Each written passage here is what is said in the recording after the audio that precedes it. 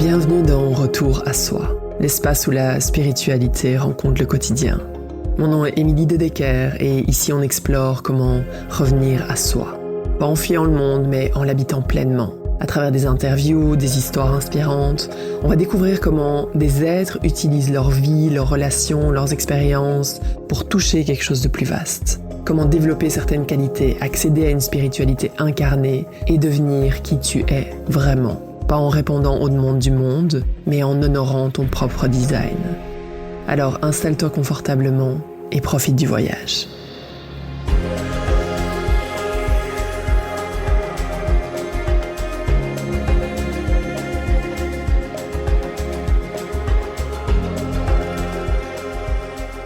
Dans cet épisode, tu t'apprêtes à découvrir cette magnifique, profonde, spirituelle discussion que j'ai eue avec Annie Langlois. Je te la présente pas encore ici, d'accord ? Elle va te parler d'elle au début de l'épisode, mais sache qu'on est allé complètement ailleurs que ce que j'avais prévu et que c'était exactement ce que j'avais besoin d'entendre et à mon avis, ce que beaucoup de femmes ont besoin d'entendre. C'est vraiment, vraiment, vraiment profond, c'est personnel, c'est authentique, c'est vrai, de vrai, tout ce que j'adore, vraiment. Donc s'il y a des choses dans cet épisode qui te parlent, qui résonnent, partage-le autour de toi, commente-le, laisse-lui 5 étoiles et fais vivre ce podcast. T'as cette capacité-là, ok ? Et si t'as envie d'aller plus loin dans mon monde, j'offre une masterclass gratuite le 9 mars, qui va être un avant-goût de tout ce qui a transformé ma vie sur les dernières années. Comment plonger vraiment dans l'inconscient, dans ce qui te pilote en fait au quotidien sans même que tu t'en rendes compte et qui, d'une certaine façon, petit à petit te déconnecte de quelque chose de plus grand, te déconnecte de ta vitalité, impacte tes relations. Et je vais te montrer vraiment dans cette masterclass, à travers de la théorie et de la pratique, vraiment comment redevenir souveraine dans ta vie. Donc tous les détails sont dans les notes de l'épisode. Maintenant, installe-toi confortablement et profite de cette discussion. Bonjour à toutes et bienvenue dans ce nouvel épisode de Retour à soi. Et aujourd'hui, j'ai une magnifique invitée, Annie Langlois, et qui a accepté l'invitation. Donc déjà, merci beaucoup Annie d'être là. C'est très précieux. Avec plaisir. Donc, on va discuter de plein de choses. Je vais te laisser, je vais pas en dire plus, je vais vraiment te laisser te présenter, partager un peu quel a été ton parcours. Ce que je peux dire, c'est vraiment que tu es la spécialiste du breathwork, de la respiration. Du moins, c'est comme ça que je t'ai découvert, avec des méditations aussi. Ça a été quoi ton parcours avant de découvrir le breathwork? C'est intéressant parce que maintenant, je n'arrive plus à me présenter parce que je ne m'associe plus à rien. Donc, à part le fait d'être une âme incarnée puis de faire mon possible. Donc, j'ai de plus en plus de difficultés avec les titres, avec les identifications, les associations. Alors, je dirais que avant le milieu du mieux-être, j'ai eu un parcours qui était beaucoup plus créatif. Donc, au niveau de la mode, c'est dans ça que j'ai étudié. J'ai eu des lignes de vêtements. Je me suis fait du plaisir, plein de plaisir. J'avais des rêves quand j'étais plus jeune, puis j'ai juste choisi de vivre mes rêves à fond. Très ambitieuse aussi. J'étais très ambitieuse plus jeune, donc j'avais plein de choses que je voulais faire. Jusqu'à ce que la vie, en fait, c'était très centré sur moi. On va dire ça comme ça. Mes rêves, mes choses que j'ai envie de faire, jusqu'à ce que la vie retourne tout ça. Donc, chaque personne vit différents bouleversements et je pense que c'est nos plus grands enseignants. Donc, j'ai vécu des grands bouleversements qui m'ont fait non plus me retourner vers moi, mais me retourner vers l'autre. Donc, ça m'a ouvert les yeux, ça m'a fait entrer dans le milieu du mieux-être au départ, était pour chercher, je dirais chercher, ça a commencé très jeune, chercher des façons de gérer le stress quand on est entrepreneur. Moi, j'ai toujours été entrepreneur. Chercher à retrouver la paix intérieure, retrouver un calme intérieur. Et plus ça avançait, plus ça me faisait me poser des questions, des grandes questions existentielles sur le qui suis-je et qu'est-ce que je fais ici vraiment. Donc, le breathwork a été juste une une chose parmi, je dirais, une approche parmi toutes les autres expériences qui se sont présentées pour trouver des réponses. C'est vraiment ça. Est-ce que quand tu parles des autres expériences, parce que personnellement, je crois et comme tu le dis d'ailleurs, les événements, les grands événements, les difficultés qu'on rencontre dans notre vie sont souvent les éléments déclencheurs qui vont nous amener justement dans cette quête. Donc toi, tu parles de vraiment te tourner plus vers l'extérieur plutôt que ta propre expérience. Le breathwork, il y a quoi d'autre? Qu'est-ce qui est venu sur ton chemin vraiment dans ton évolution qui t'a amené vraiment les plus grandes prises de conscience? Dans ma recherche c'est drôle parce que ça a commencé dans la vingtaine. Il y a eu comme des difficultés au niveau de ma première entreprise qui m'a amené à chercher. J'ai été une grande chercheuse de vérité, chercheuse de réponses sur la vie, l'univers. Donc, ça a commencé avec toutes sortes de découvertes des énergies, des chakras, des cristaux, la découverte du yoga. Ensuite de ça, j'ai pris des formations plus tard, par exemple, après un gros trauma, la perte d'un enfant à la naissance. Donc ça avait vraiment été un événement tournant dans ma vie qui a fait shifter vraiment à peu près tout. Et c'est là que j'ai commencé à vouloir m'investir dans des formations, donc pas juste pratiquer, mais comprendre plus profondément pourquoi on fait ces postures, pourquoi on s'assoit, puis on cherche à trouver le point zéro. Donc, j'ai accumulé les formations pendant plusieurs années. Et quand je regarde ça maintenant, à partir de où est-ce que je suis, je dirais est-ce que j'ai vraiment pris le temps d'intégrer chacune de ces formations? La réponse est non. Il y a eu un moment où je cherchais tellement. J'étais désespérée à chercher à comprendre pourquoi on vit des souffrances, pourquoi on est incarné dans un corps de matière qui nous limite. Donc, j'ai eu un parcours assez particulier, je dirais, mais en même temps, ça a été un moteur spirituel. Donc, les souffrances, et j'ai vécu de la douleur chronique après le premier accouchement. La douleur chronique, ça date de 18 ans maintenant. Donc, ça a toujours été un moteur. Ça m'a poussé à toujours à essayer de comprendre qu'est-ce qu'on fait ici, qu'est-ce qu'on est venu vivre ici comme expérience. Et à travers ça, bien sûr, il y a certainement pas juste, si les gens voient ça négatif, c'est loin d'être négatif parce que c'est des enseignements extraordinaires. Puis il y a eu à travers ces recherches des rencontres extraordinaires, des expériences extraordinaires où le cœur s'ouvre, où on arrive à toucher à la source à l'intérieur de nous, à reconnecter les fragments. Donc, ça a été un peu ça. Ça a été un beau, long cheminement qui est toujours en cours, mais qui finit jamais. Hein. L'évolution, ça se termine jamais. Jamais. Dans ce que tu partages, c'est sûr qu'il y a beaucoup de choses. Pour moi, il y a déjà la thématique de la résilience, qui est énorme.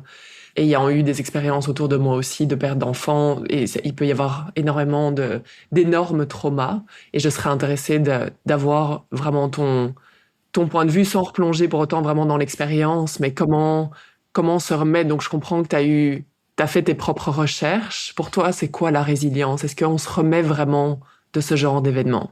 En fait, il faut reculer plus loin. La résilience est basée sur la capacité. Les deux sont en lien. Donc, et bien sûr, le système nerveux autonome. Donc, dans mon cas, et chaque système nerveux est différent d'une personne à l'autre et chaque vécu est différent. Puis deux personnes peuvent vivre exactement la même expérience traumatique et une va s'en sortir très bien, mais pas l'autre, parce que sa capacité n'était pas là. Donc, dans mon cas, ça a commencé très, très, très, très jeune, je dirais, le fond anxieux de par ma mère. À ce moment-là, je ne réalisais pas que toute cette anxiété qui était présente dans la cellule familiale m'atteignait autant.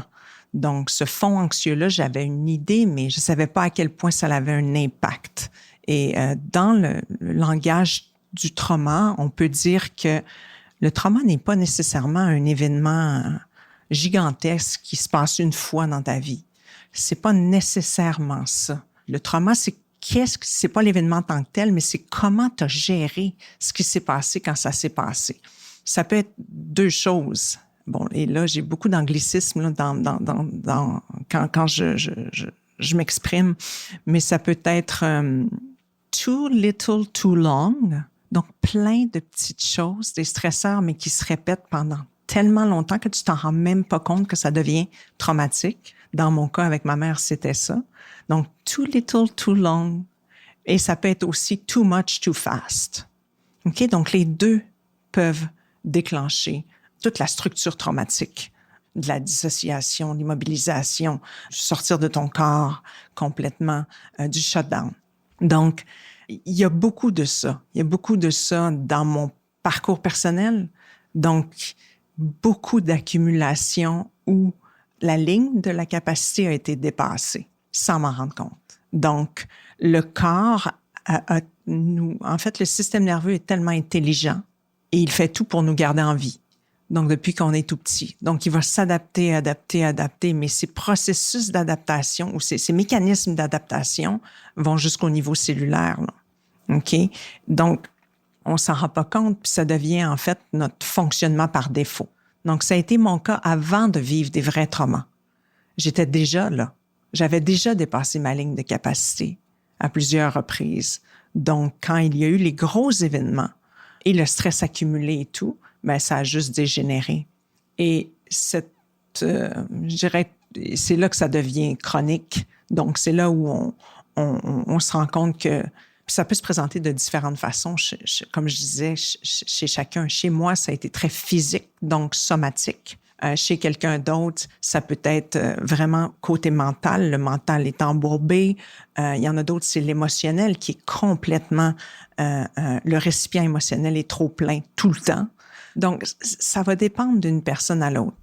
Mais c'est sûr que une fois que tu as compris que cette résilience-là est en lien avec cette ligne, cette fameuse ligne de capacité. Et cette ligne de capacité-là, en dessous de la ligne, il y a l'état de calme, où l'homéostasie s'installe, est en fonction dans le corps et tout va bien. Et en dessous de la ligne, il y a aussi le stress positif.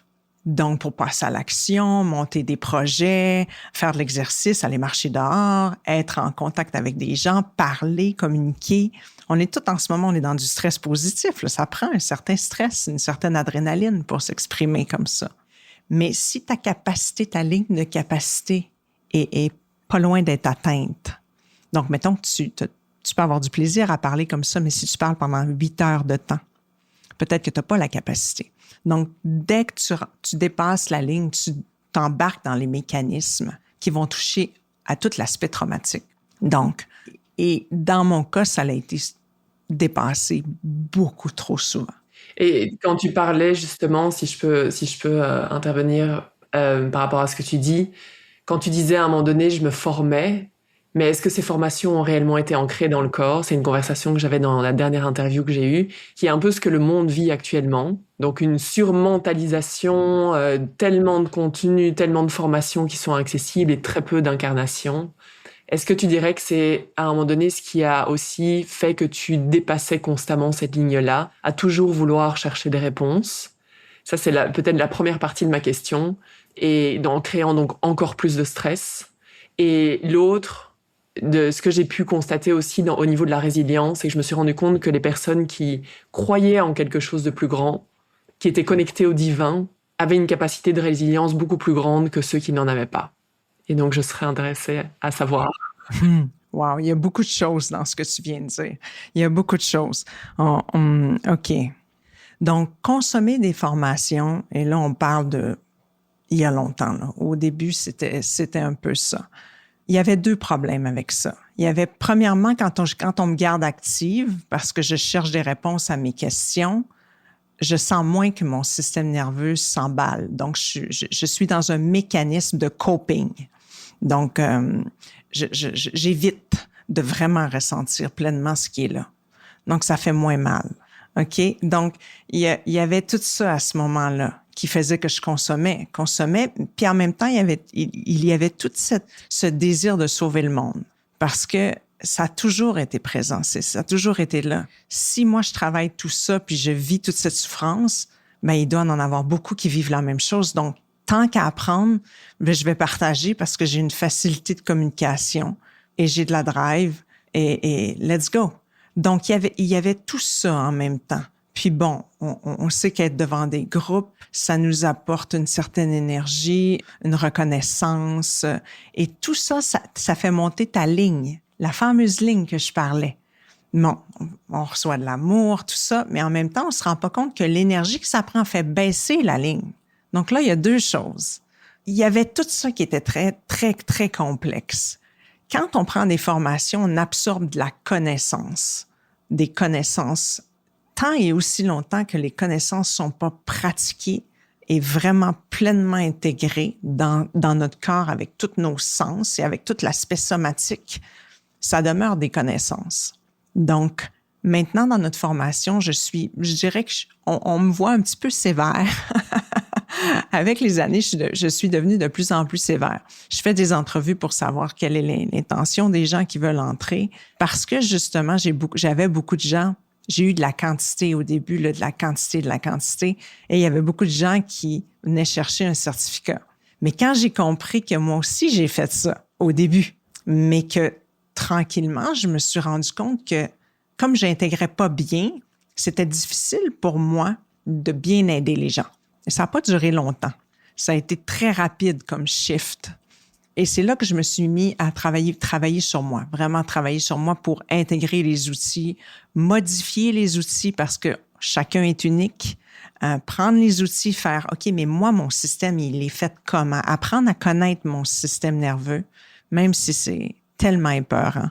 Descendre dans ton corps, visiter tes noirceurs avec des outils, bien sûr, puis pas seul. Et c'est là que j'ai commencé à transformer ce qui est partagé aux gens, la formation, les choses qui deviennent au public et de comprendre vraiment l'impact qu'on a sur les gens quand on leur lègue des connaissances.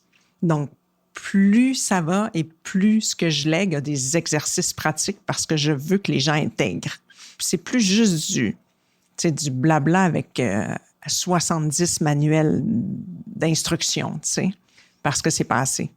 Et au début, j'avais cette tendance à donner trop parce que je voulais tellement.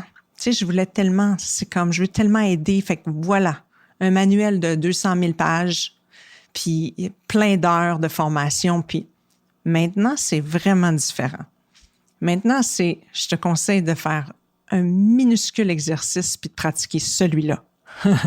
Puis de voir comment tu te sens avec. Tu sais, c'est vraiment, vraiment prendre le temps de l'intégrer. Puis si c'est pas lui, prends-en un autre, mais demain ou après-demain. Tu sais, ça a beaucoup changé avec le temps. Maintenant, quand on parle de résilience et de divinité ou de croyance ou de... OK. Au départ, ça a beaucoup changé. J'ai toujours cru en quelque chose de plus grand. La différence, c'est que je m'en servais plus ou moins. Je demandais de l'aide quand j'en avais besoin. Comme beaucoup. Oh là, ça va mal. Là. J'ai besoin de toi. J'ai besoin de toi. Je prendrais un petit peu d'aide. Jusqu'au jour où j'ai... et ça, il y a quelques années. C'est pour ça que je me suis retirée depuis 3 ans. On me voit presque plus. J'ai vraiment été touchée le fond du baril, on va dire ça comme ça, le trou noir, the rabbit hole. Vraiment au point où je me disais, ça y est, je pars de cette terre, c'est la fin. Et c'est là. Et c'est là que s'il n'y avait pas eu, c'est là où si j'avais pas choisi de saisir la main de Dieu, je serais plus là. C'est impossible. Impossible. La main était tendue, la main est toujours tendue. Peu importe Dieu veut dire quoi pour les gens, là. Toute religion confondue, on peut appeler ça la lumière, on peut appeler ça ce qu'on veut, OK? Ton être suprême. Mais la main était tendue. Et je l'ai pris quand j'étais au plus creux. Comment est-ce que tu l'as senti? Parce que quand tu es dans le plus creux, est-ce que tu peux parler un peu de cette expérience-là? Parce que je sais qu'il y a beaucoup de gens qui le vivent et qui se sentent coupés. Comment est-ce que tu as senti qu'il y avait un soutien? Je serais vraiment intéressée de connaître ton expérience par rapport à ça. En fait, quand tu es convaincu que tu es proche de la mort, quand tu es convaincu, peut-être que c'est moi qui m'ai convaincu, mais mes systèmes ont shutté down. Il n'y a plus rien dans mon corps ne fonctionnait. Les systèmes étaient en shutdown total. Je faisais des cauchemars tous les nuits. J'étais constamment étourdie. Ma colonne vertébrale était complètement brisée. J'arrivais pas à m'asseoir, je pouvais pas me coucher, je pouvais pas bouger. Et je t'en passe, là. J'ai des bruits de fréquences dans les oreilles 24 heures sur 24 depuis ce temps-là. J'ai été assez creux, mais en même temps, il y a quelque chose qui s'est ouvert. À ce moment-là, il y a quelque chose qui s'est ouvert. C'est à ce moment-là où je me suis mis à prier. J'avais prié quand j'étais plus jeune avant, mais j'avais jamais prié de façon sincère comme j'ai prié quand ça s'est passé. D'une façon tellement authentique que j'ai commencé à développer une communication avec le divin. Et très ouvertement de mentionner si c'est mon temps et si c'est maintenant, c'est OK. Tu sais, et d'être vraiment ouverte dans tout ça et de commencer à m'ouvrir à tout ce qui bloquait cette relation avant. Et je me suis rendu compte, puis là, ça m'a fait aller loin. Là, les 3 dernières années sont les plus intéressantes de toutes. Parce que ça m'a fait aller dans tous les blocages des dogmes, des religions, de tout l'aspect punitif, l'aspect de... Écoute, j'ai dû aller loin pour aller faire la paix. Faire la paix avec ce qu'on nous a dit que nous sommes versus ce que l'on est vraiment. Donc, je me suis enfermée dans le silence, dans des endroits. J'ai vraiment été deep down, chercher ma vérité par rapport à cette relation-là avec le divin que j'avais qui bloquait. J'adore parce que c'est tellement la thématique, je pense à la fois pour moi et pour pas mal de femmes qui écoutent ce podcast. Et donc, j'aime beaucoup la tournure parce que c'était pas du tout la tournure initiale de cet épisode. Je serais curieuse de savoir, quand tu parles du moment où t'es arrivé vraiment dans ce moment noir de ta vie, est-ce que tu penses aujourd'hui, a posteriori, que c'est vraiment un événement externe qui t'a amené là? Ou est-ce que c'est le divin, on va appeler ça comme ça, le divin qui t'a amené là d'une certaine façon pour que tu reconnectes? En fait, c'est là où j'ai vu le nombre de fois qu'on m'a contacté dans ma vie, mais où j'ai pas répondu à l'appel. J'ai vu toutes les fois où la main était tendue, mais j'étais pas prête. J'étais pas prête, l'ego était trop présent. La personnalité, l'identification à la personnalité était trop présente. J'arrivais pas. Donc, et c'est quand je suis arrivée au le plus creux que tu peux pas aller parce que moi, j'étais convaincue que je ne passerais pas à travers ça. Là. Convaincue, là, j'avais averti ma famille. Et chez certaines personnes, c'est là où il faut que tu ailles pour réellement découvrir ta relation avec, on va dire, le divin. Et le divin, c'est ce que tu es. Il n'est pas séparé de toi. C'est toi. Dans mon cas, ça s'est fait. Ça s'est fait, mais j'ai compris que c'est pas cet événement-là qui a fait que cette relation-là s'est créée. C'est juste à partir de là que j'ai commencé à répondre oui. Mm-hmm. Mais plus dans le sens où parfois l'appel, comment dire, les douleurs physiques deviennent plus intenses, les événements deviennent plus tragiques pour justement pour nous appeler, pour nous tourner radicalement vers autre chose. C'est plus... Oui, clairement. Ben ouais. oui. Oui, Je veux oui, dire, oui. si tu comprends pas, on va organiser, on va s'organiser pour que tu comprennes. Puis même à ça se peut que ça fonctionne pas, là.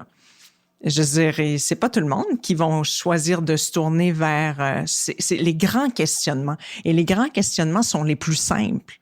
Qui suis-je? Qu'est-ce que je veux vraiment? OK? Et qu'est-ce que je veux vraiment? Si tu enlèves ton ego et ta personnalité, c'est une fusion de volonté avec plus grand que toi. On est rendu loin, là. Donc, ça n'a même plus rapport avec tes petits besoins très égocentriques. Ce sont 2 grandes questions qui m'ont, pendant les 3 dernières années, qui m'ont tenu compagnie parce que j'ai exploré qui suis-je? Qu'est-ce que je suis vraiment? Et pourquoi j'ai choisi ces paramètres pour venir ici? Et quel était mon thème dans mon plan d'âme? Et c'est là que j'ai commencé à comprendre pourquoi tout ça s'est passé. Et il y a un sens qui s'est mis à descendre, au lieu d'être en résistance contre ce qui m'arrive, d'être en gratitude. Et là, ça change tout. Ça change tout. Est-ce que ça t'a apporté, du coup, parce que ce qui peut arriver, c'est que ces questionnements-là et cette quête-là peut créer encore plus de stress et d'anxiété parce que la quête est sans fin? Ou est-ce que tu dirais que les 3 dernières années t'ont vraiment apporté du soulagement et que tu vois le changement aussi au niveau de ton corps? C'est une grande question parce que de dire oui à ce chemin-là, c'est le chemin le plus difficile, moi, je trouve. Parce que on est né dans un espace, dans un endroit, dans un système solaire où la polarisation existe. La dualité est là. Déjà, il faut accepter ça. Notre travail, en venant ici, j'ai la forte certitude qu'on choisit un thème particulier et que l'objectif est de recouvrer la mémoire du fait que nous sommes unifiés et non pas séparés. Donc, on a choisi l'école de la polarisation, de l'incarnation. On a baissé en densité pour être dans un corps de matière. On est loin du monde de l'esprit où est-ce qu'on est libre, là. Et let's go les challenges. On y va. Donc, quand tu commences à changer ta perception par rapport à ça, tu te rends compte que peut-être qu'il y a des millions et des milliards d'âmes qui font la file pour venir à l'école ici. Et là, tu dis, OK. Et tu commences à prendre à cœur ton chemin. Ton chemin c'est vraiment ça. Puis chaque chemin est tellement beau et important. Mais c'est que ça donne tellement une autre perspective par rapport au challenge qu'on vit. Tu sais, j'en ai vraiment de l'émotion d'avoir cette perspective c'est une chance d'être là, même si en fait, on s'en rend pas compte. Totalement. Puis cette souffrance-là, il faut la voir différemment. Il faut savoir la transmuter, la transformer en sagesse. Et c'est ça qui est beau de vieillir. C'est ça qui est beau de vieillir et d'avoir expérimenté autant de choses. Parce que comment tu veux transmuter sinon? Comment tu veux transformer tes expériences en wisdom, en sagesse sinon? Tu peux pas. À moins d'arriver ici puis d'être déjà tout illuminé, là.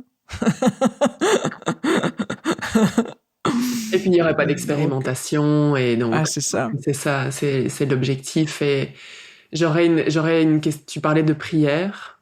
Et je sais qu'une expérience personnelle, donc moi, je suis vraiment en reconnexion. J'ai une coupure totale par rapport à l'Église, le dogme, et donc de vraiment comment se reconnecter au divin sans avoir de crainte et de peur, et parce que peut-être que c'est un processus intime pour toi, mais comment prier? Si quelqu'un a envie de développer justement cette connexion, comment est-ce que quand tu as dit il y a 3 ans, j'ai commencé à prier, mais différemment, à discuter, ça ressemble à quoi? En fait, ça a beaucoup évolué dans mon cas parce qu'au début, j'avais aucune idée de ce que je faisais. J'étais désespérée, mais convaincue qu'on m'entendait. Convaincue dans ce moment de désespoir.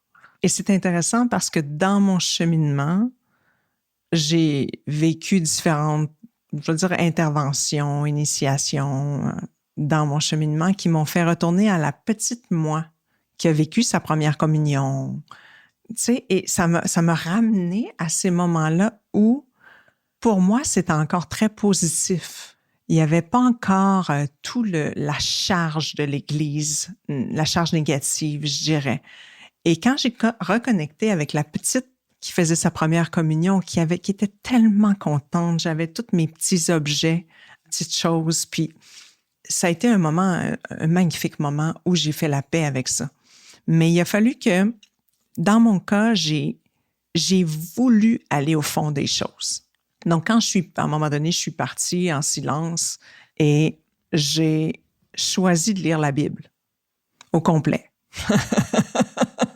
Je me suis dit, tant qu'à faire, on y va. Pourquoi ça me fait grincer autant, puis pourquoi ça m'agresse autant? Ben, on va aller voir.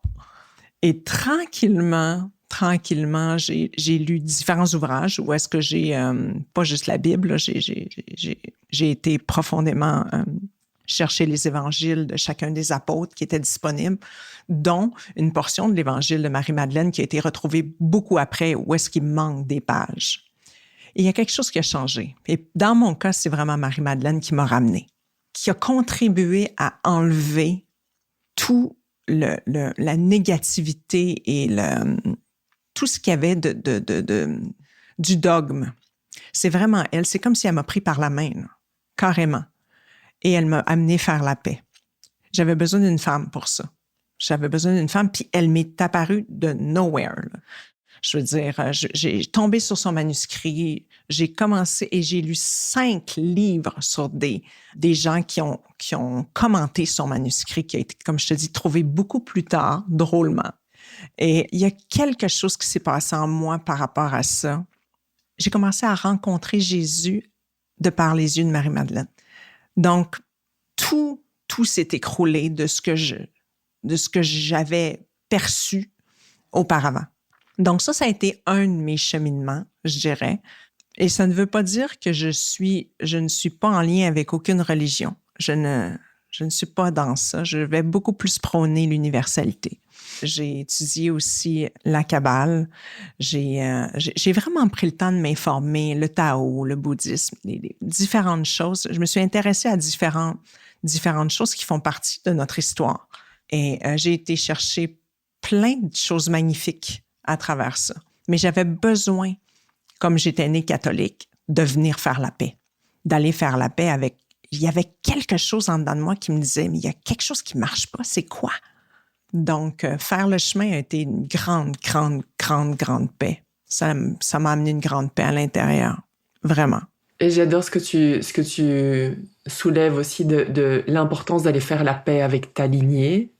Je travaille avec quelqu'un de magnifique au niveau spirituel et elle m'invitait parce que c'est facile en fait. Donc moi je suis formée en yoga, donc il y a toutes les figures hindouistes, on a envie d'aller vers le bouddhisme et elle me dit mais à un moment donné c'est une fuite de pas aller voir réellement ce qui a créé du trauma à l'intérieur de toi ou au niveau culturel dans ta propre lignée. Ça veut pas dire que tu vas devenir catholique ou quoi que ce soit, c'est juste que ça fait partie de ta culture et donc c'est important d'aller le voir. Donc c'est quelque chose quand même d'assez essentiel. Donc tu dirais que tu as commencé à avoir plus une conversation en prière avec Marie-Madeleine? En fait, même pas, je me suis laissée guider. Je me suis laissée guider par les lectures qui se présentaient devant moi. Puis quand je lisais des passages de la Bible, c'est même pas... Premièrement, ça a été traduit dans je sais pas combien de langues. On n'a pas accès réellement au message de la langue d'origine et ça a été écrit par des hommes. Donc, et là, je dis pas homme, femme, là. Des hommes tout court. On fait toute partie des hommes. Mais mon objectif à moi était vraiment d'aller connecter avec les grandes vérités derrière. Je dirais l'énergie, l'essence. Est-ce que j'arrivais à connecter avec l'essence au-delà des mots? Mm-hmm. Et ça m'a amené quelque chose de gigantesque. Donc, c'est vraiment au-delà des mots parce qu'il y a des choses que je lis que je ne suis pas encore, qui ne résonnent pas avec moi. À l'intérieur de moi, c'est soit les mots sont mal choisis ou soit il y a quelque chose qui est... Mais quand tu arrives à raisonner avec l'essence, va en arrière de ça. Va avec l'essence. Je crois que c'est l'histoire d'un homme qui était très élevé, donc qui était dans ses vies, qui est venu pour faire un travail extraordinaire et qui nous a carrément dit et légué qu'on est capable de faire la même chose, sinon plus. Et ça, pour moi, c'est resté. Et c'est là que j'ai compris que nous portons ce germe divin. Donc, il est peut-être, en fait, non manifesté encore. Et pour moi, l'accompli est dans l'inaccompli, donc ce germe-là, il est en nous, il est partout, il est dans la cellule qui est connectée avec la cellule primordiale, originelle. Donc, c'est ça qui a fait que j'ai continué de me lever le matin quand j'avais de la misère à marcher. C'est ça qui, chaque matin, me disait, t'es encore là, il y a une raison. Continue.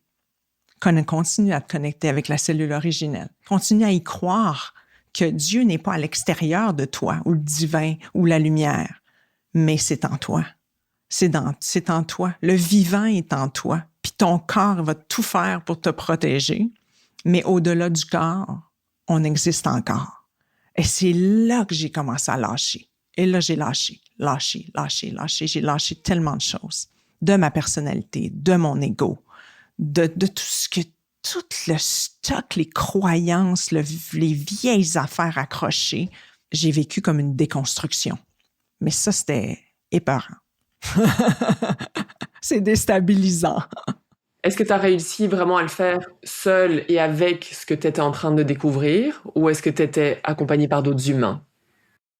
J'ai demandé en prière d'être accompagnée, donc de rencontrer là ou les bonnes personnes pour m'aider sur le chemin, sachant que j'allais être accompagnée dans l'invisible, clairement. Clairement, j'allais être accompagnée dans l'invisible. Je l'étais déjà, mais mon besoin était d'avoir... Je souhaitais, à un moment donné, je demandais, là, je me rappelle, j'étais par terre sur le plancher. Je me disais, est-ce que quelqu'un, juste une personne comprend ce que je vis? Est-ce qu'il y en a... S'il y en a une, là, j'aimerais tellement ça lui parler. Et les choses étant ce qu'elles sont, quand une prière est très authentique, elle est entendue. Donc, on t'envoie la bonne personne. Et ça n'a pas été long. Ça a pris quelques jours. Incroyable. Donc, et ça n'a pas été juste une personne. Ça a été... Bon, c'est sûr qu'il y a des gens... Il y a une personne qui a joué un grand rôle, une deuxième personne qui a joué un grand rôle, mais plusieurs personnes ont joué des grands rôles dans cette transformation-là et dans ce support-là. Demandez, vous recevrez. Vraiment. Vraiment, hein? C'est assez incroyable. Est-ce que tu dirais est-ce qu'au niveau de ton corps, maintenant, physique, ça va mieux? Ça va mieux, mais il y a toute la notion aussi que quand tu commences à dire oui à ça, à ce que tu es, tu commences à vivre des transformations à tous les niveaux. Donc, ton corps change. C'est comme c'est très difficile à mettre en mots, mais c'est comme si dans chaque cellule, il commence à y avoir une transformation. De par chaque fois où tu as dit oui, où tu commences à te rendre compte que tu n'es plus juste ce que tu penses que tu es. Tu es beaucoup plus que ça. Et là, le corps commence à se transformer, mais les transformations ne sont pas toujours agréables. Et les transformations, on les appelle les mutations. Donc, on change de peau, comme un serpent. Donc, plus on lâche des choses, plus la transformation n'est pas toujours agréable, honnêtement. Donc, aujourd'hui, je suis en train de réaliser que mon corps est comme nouveau. C'est comme un nouveau corps, ou du moins, c'est un corps qui a commencé à se rappeler de ce qu'il est. C'est extraordinaire, honnêtement. C'est extraordinaire. Pas facile, toujours. Il y a des journées qui sont plus difficiles que d'autres, mais c'est très vibrant. J'ai toujours de la vibration dans mon corps, maintenant. Tout le temps. Ça vibre tout le temps. Mes cellules vibrent constamment. Donc, tu deviens conscient du vivant, je dirais. Dans tout et en tout. Tu rentres en contact avec les gens, avec toi, avec la nature, les plantes que je vois en arrière de toi. Le vivant répond au vivant. Et ça change un corps. Oui, et puis tu parlais justement de ce son que tu entends donc régulièrement aussi dans l'oreille. Puis j'avais lu le livre, je sais plus quel est l'auteur, mais en tout cas qui parle vraiment de l'éveil de Kundalini, et ça fait partie aussi du processus. À partir du moment où tu vis dans cet état éveillé constant, il y a des phénomènes aussi qui peuvent être très intenses, et comme tu dis, les vibrations au niveau des cellules, puis les sons qu'il peut y avoir dans les oreilles et qui peuvent, j'imagine, au début faire peur aussi. Les sons ont commencé avec une montée de Kundalini. Mais disons que je vais rester brève là-dessus parce que ce n'est pas ce que les gens pensent que c'est. Donc, puis je veux pas faire peur non plus parce que je suis aussi professeur de Kundalini depuis des années. L'énergie Kundalini, c'est la plus belle chose qui soit. C'est tellement précieux parce que c'est la vie et c'est la créativité même. C'est pur. Mais de souhaiter ou de forcer cette montée, c'est destructeur. Donc, moi, dans mon cas, ça s'est passé, je dirais, d'une façon forcée sans le vouloir, de par des traitements au niveau de ma colonne, parce qu'elle fonctionnait plus. Des traitements, mais exagérés.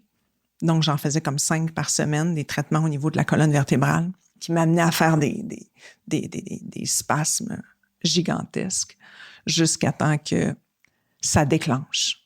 Bon, c'est sûr qu'il y avait plein de choses qui s'est passées avant. Bon, on dit, est-ce que l'élève est prêt? Normalement, ça vient quand l'élève est prêt. Dans mon cas, c'est difficile à dire.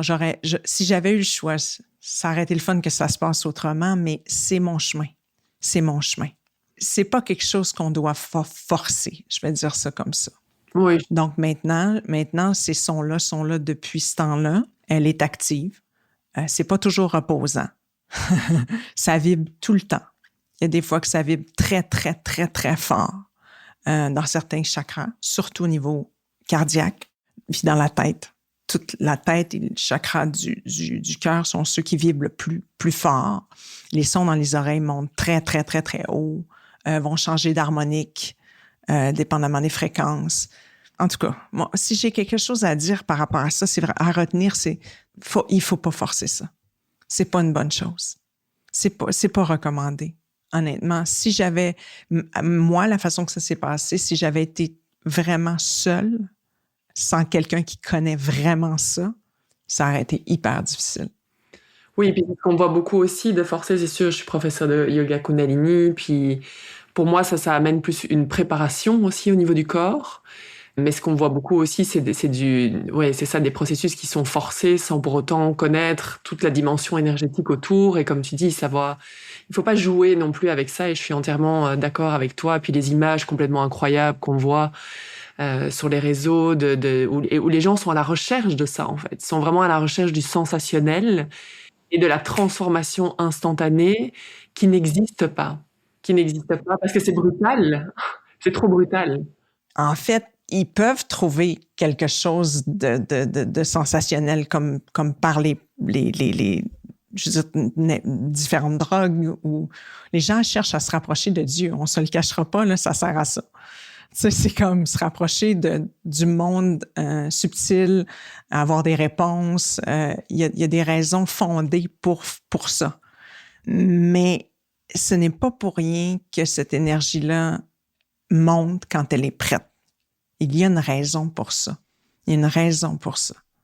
Et j'ai vu des gens où ça s'est passé, puis ils n'avaient pas d'accompagnement, puis ça a été destructeur. Dans mon cas, comme je te dis, ça aurait pu détruire tout, parce que c'était du feu. Au moment où ça s'est passé, c'était pareil comme du feu. J'avais l'impression de brûler au complet. Puis c'était pas pour moi, c'était pas voulu, là, loin de là. J'essayais de régler ma colonne vertébrale. Oui. Tu comprends?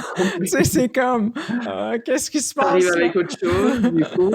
Et je serais curieuse de savoir par rapport aussi à ton entourage, à tes relations. Ça a dû aussi avoir tout ce que tu as vécu aussi sur les 3 dernières années, l'impact que ça a, et c'est ce que je vois beaucoup aussi avec des gens qui sont dans un processus d'éveil ou en tout cas de quête, c'est l'impact que ça a sur l'entourage. Comment est-ce que toi, t'as vécu ça? En fait, c'est super difficile parce que ils ne te reconnaissent plus. Et toi non plus, tu te reconnais plus. Donc, dans mon cas, ça a été ça. Ça a été comme perte de repère totale, déstructuration des constructions qui étaient basées sur du sable, on va dire ça comme ça, et un moment de vide terrifiant, dans mon cas. Donc, les gens autour comprennent plus rien. Il n'y avait plus rien qui m'intéressait. Je voulais tout fermer ce que j'ai été avant.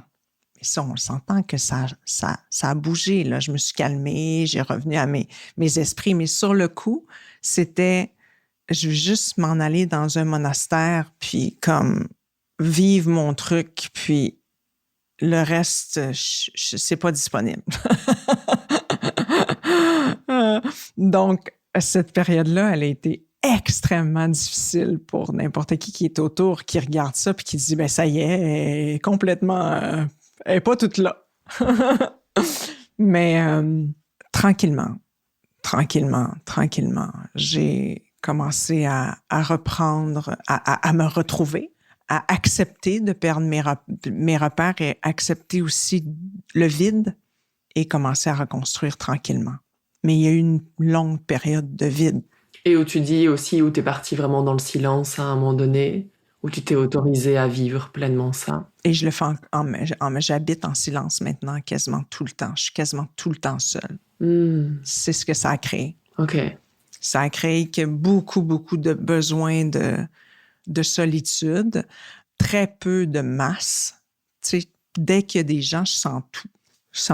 Donc, des endroits publics, tu sais, j'y vais, mais en conscience. Je vais dire ça comme ça, mais je suis très, très consciente de mes antennes, de tout ce qui se passe. Et donc, c'est ça. Je ne vais pas faire exprès. Donc, je ne sors pas beaucoup. Je vais plutôt, quand je vais sortir, aller en nature. Est-ce que donc ça a fort impacté tout ce que tu offres parce que c'est ça, en tout cas tu offrais du moins des formations vraiment de breathwork, des méditations, tu as fait des retraites également? Oui, beaucoup. Est-ce que c'est quelque chose que tu imagines encore pour l'avenir? En fait, les formations n'ont jamais cessé. J'ai juste délégué énormément. Maintenant, je me présente à titre beaucoup inspirationnel parce que les speeches sont toujours inspirés de ce qui est là. Puis je continue surtout de toujours transformer la formation parce que l'évolution va tellement vite en ce moment, les gens ne se rendent pas compte de l'énergie qu'on reçoit est complètement... c'est comme si les lignes de temps ne sont plus les mêmes. Ça va vite. Donc, on ne peut pas laisser quelque chose vraiment stagnant. Tu sais, ce que j'enseignais il y a 10 ans doit être mis à jour continuellement. Donc, je dirais que je fais plus ça maintenant, mais je me présente encore. C'est juste que je me présente moins qu'avant. Et j'ai quand même pris... c'est ça, tu sais, depuis 3 ans, je suis beaucoup moins présente publiquement qu'avant. Donc, par nécessité, souci de réparation de tous ces changements au niveau du corps et plus d'introspection parce qu'il y a tellement de belles choses qui ouvrent. Mm-hmm. Et donc, tu n'as pas de clarté vraiment sur l'avenir. Pour le moment, c'est les choses qui se déroulent comme ça. En fait, j'aurais de la misère à penser que ma mission ou ce que j'ai à faire est 100% différent de ce qui a déjà été là. C'est juste que je pense fortement que les enseignements changent. Donc, de ce qui est partagé est appelé à changer. Bon, puis mais avant, c'était beaucoup gros groupes. J'ai donné des retraites pendant 13 ans. Maintenant, j'ai besoin du lien. C'est ça que ça a changé. C'est que j'avais tellement des gros groupes que je connaissais même pas les gens qui...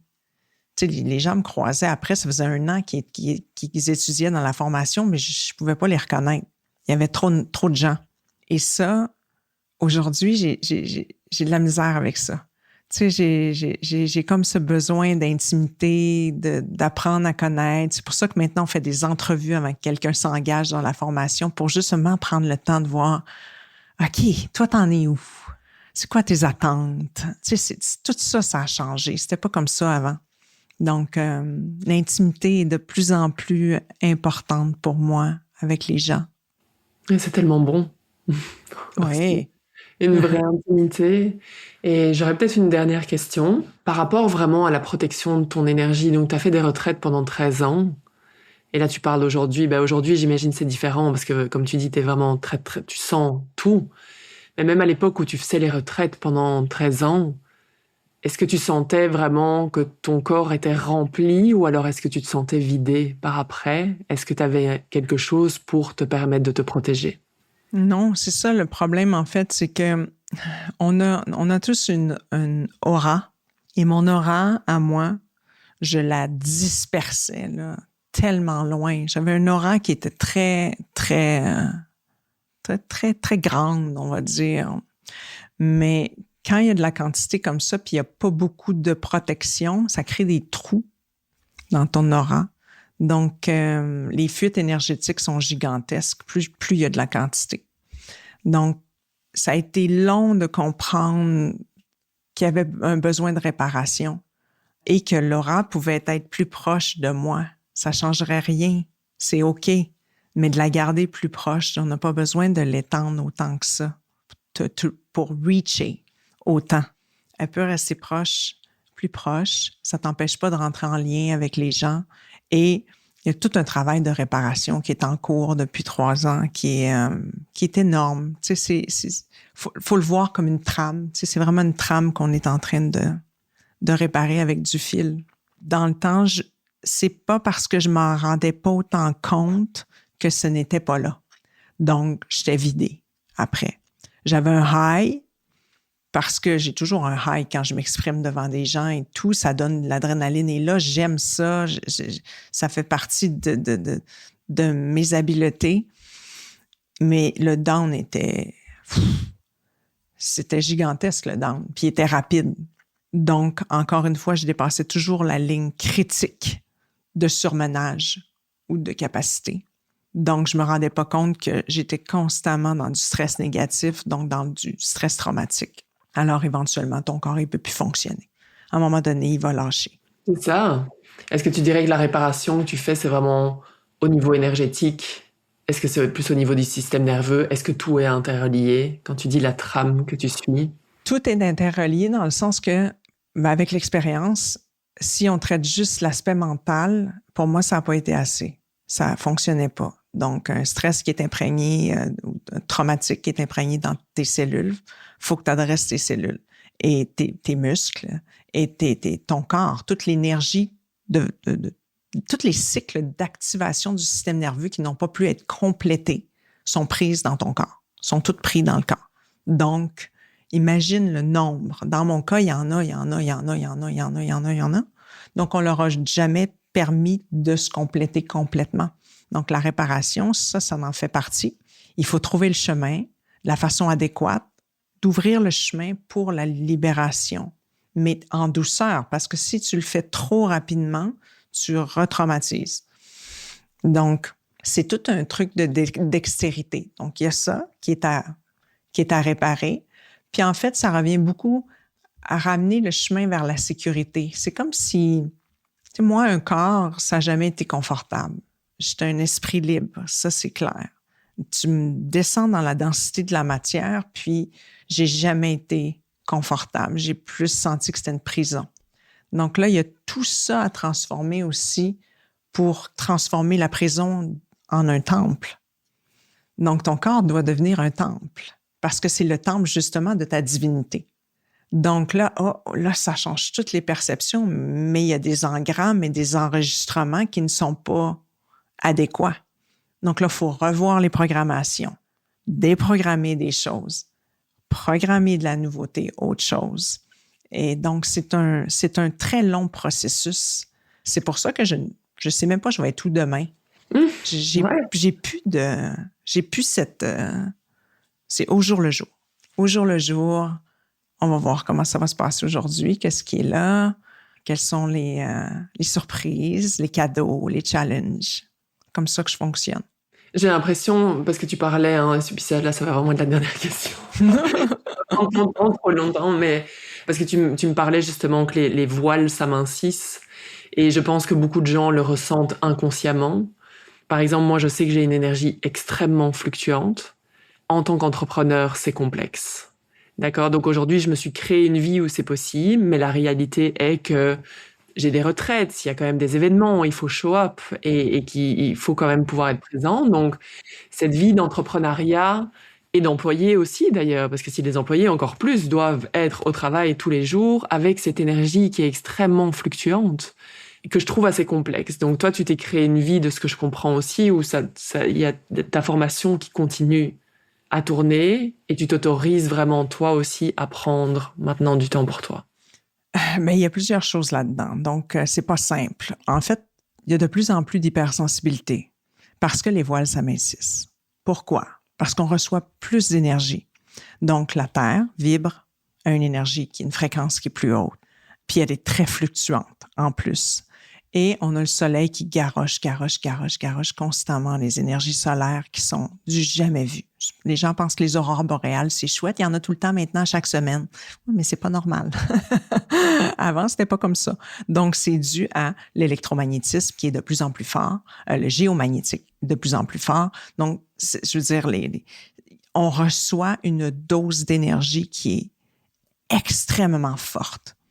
Donc, déjà, nos systèmes nerveux sont appelés à nettoyer. Moi, j'aime ça dire le mensonge, là. Mais tout ce qu'il n'y a pas d'affaire, là.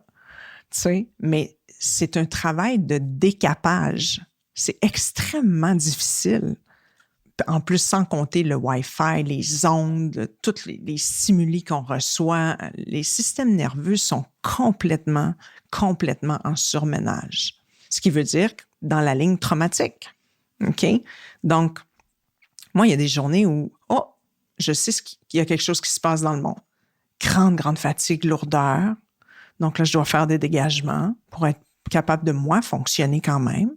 Parce que veut pas, l'inconscient collectif, on est connecté à ça, là. Tu sais?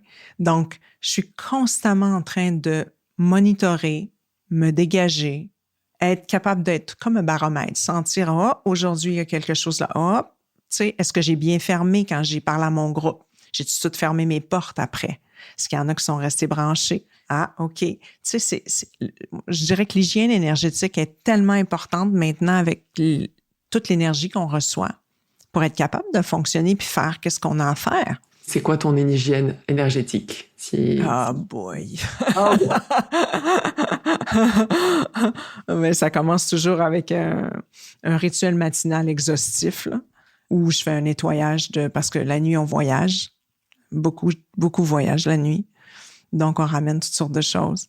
Nettoyage énergétique, dégagement le matin, méditation, me ramener dans ma verticalité et plusieurs mouvements, surtout au niveau de la colonne vertébrale, justement des échauffements classiques de Kundalini. Ça fait partie de ma vie, ça fait des années. Je peux pas fonctionner si mon dos a pas bougé. J'ai un rituel matinal sur mon site qui dure quasiment 2 heures, là, on voit un peu ce que je fais, qui est exhaustif. Donc, ça n'a pas besoin de durer 2 heures. Il y a des jours où je vais le faire en format plus condensé. Je m'assure de bien commencer ma journée à tous les niveaux, émotionnel, spirituel, psychique, physique. Et après ça, pendant la journée, c'est ça. Est-ce que tu vas parler avec beaucoup de gens? Est-ce que tu vas aller dans des endroits publics? Tu sais, je suis tout le temps consciente. J'essaie d'être toujours consciente de mon énergie et de, quand c'est fini, quand on ferme la porte, on ferme la porte. Donc, de ramener, et là, il y a différentes techniques là, pour dégager. Mais c'est super important. Ma petite fille, elle revient de l'école des fois, là, complètement lourd. C'est lourd, elle est toute blanche, toute drainée. Puis là, je dis, oh boy, aujourd'hui, c'était... Hein? Puis je vois tout de suite qu'elle a tout ramassé, elle veut sauver le monde aussi. Donc, elle a ramassé les choses de tout le monde. Donc, tout de suite, dégagement, la petite. Parce que moi, sinon, c'est moi qui vais être pognée avec ça. Mais puis c'est pour elle en premier, mais là, ça rentre dans la maison. En 2 mots, en dégagement, parce que tu dis, c'est sûr, il y a plusieurs techniques. Toi, ce serait quoi que tu suggérerais pour les gens qui n'ont aucune idée de comment faire? Il y en a tellement, là. Le plus facile, c'est d'utiliser les éléments. Tu sais, moi, j'ai la rivière en arrière de chez nous. Moi, je prends et je donne à la rivière la terre, se servir de la terre. Le feu, imaginez le feu qui ne brûle pas, qui ne vous brûle pas. Prenez la flamme du cœur, passez-la partout. Juste déjà avec les éléments, on peut aller prendre une douche, mais consciente. Donc, je demande aux esprits de l'eau de purifier. Tu sais, toute énergie parasitaire ou tout ce qu'il n'y a pas d'affaire là ou ce que j'ai pas besoin. Mais tu sais, ça, je dirais que c'est la base. Utiliser les éléments, ils sont là. Ils sont là pour ça. Et sinon, bon, bien sûr, il y a la fameuse bulle que tu peux partir de ton centre-cœur. Tu sais, tu crées cette bulle-là dorée. Elle peut être dorée ou la couleur que tu veux, mais elle grandit puis elle dégage tout à mesure. Et là, tu viens placer les gens qui n'ont pas d'affaires là, qui sont dans ton champ, tu les places en dehors de ton champ. Tu sais, déjà là, juste ça, ça ne veut pas dire que tu les aimes pas, ça veut dire qu'ils n'ont pas d'affaires en dedans. Tu sais, ça, c'est des petits trucs de base. Il y en a plein d'autres, puis il y en a qui sont plus complexes, que j'utilise quand c'est plus collé. mais déjà, avec les éléments, ça fonctionne super bien. Juste aller marcher nu-pied quand on peut. On sait que c'est remettre à la terre. La terre, pour elle, c'est de la nourriture. Elle transmute comme ça. Comme ça. J'adore. Donc, c'est pas un problème pour elle de reprendre ça. Alors, juste d'être conscient Soyez conscient, quand il y a une grande fatigue, à quoi pensiez-vous? Où étiez-vous avant? Qu'est-ce qui s'est passé avant? Tu sais, on devient tellement conscient qu'on arrive à pointer. Ah oui, OK. Donc, qu'est-ce qu'on fait pour remonter la ligne? Connecter au soleil, à la nature, aller respirer dehors, manger un repas qui est santé, monter ta ligne, prendre soin de toi. Je pense que c'est ça, hein, les gens n'interrompent pas assez rapidement. On le sent, on le sait, et pourtant on continue. Parce qu'on est dans cette société de faire. Et donc, il y a ce conditionnement où, c'est ça, il faut arriver de plus en plus rapidement à arrêter le processus et à choisir autre chose. Puis on continue parce que l'ego nous dit « t'es capable ». Vas-y, t'es capable. Et combien de fois on est brûlé puis on le fait pareil, on est claqué. Ça dit non en dedans, puis on y va pareil. Ben là, maintenant, c'est fini pour moi. Moi, je peux plus faire ça. C'est trop. Le prix à payer est trop cher. Puis je paye le prix en ce moment parce que c'est long, la réparation. Complètement. Donc, on le sait que tout le monde est capable. Tu sais, si on se dit ça en partant, là, on le sait. On est tous capables. Mais si c'est non, la bonne réponse, se choisir si c'est non, de dire non, ben c'est de rendre service à tout le monde. Donc, c'est ça. Ah, j'ai adoré notre conversation, Annie. Ouais, moi aussi. Vraiment. Merci tellement, parce que, comme tu me disais, c'est ça, t'es plus fort sur la place publique, donc merci d'avoir pris ce temps. Avec plaisir. On partagera dans la légende, dans les notes, peut-être la routine dont tu me parlais, si jamais elle est accessible. Oui. Peut-être le lien vers ta formation, et si tu penses à d'autres choses, on mettra tout en dessous. Donc merci beaucoup pour cette conversation, et je te souhaite le meilleur. Merci à toi aussi, puis c'est beau ce que tu fais. J'ai pris le temps d'aller tout regarder, puis continue. Oh. C'est magnifique. Merci beaucoup. Bye. Bye.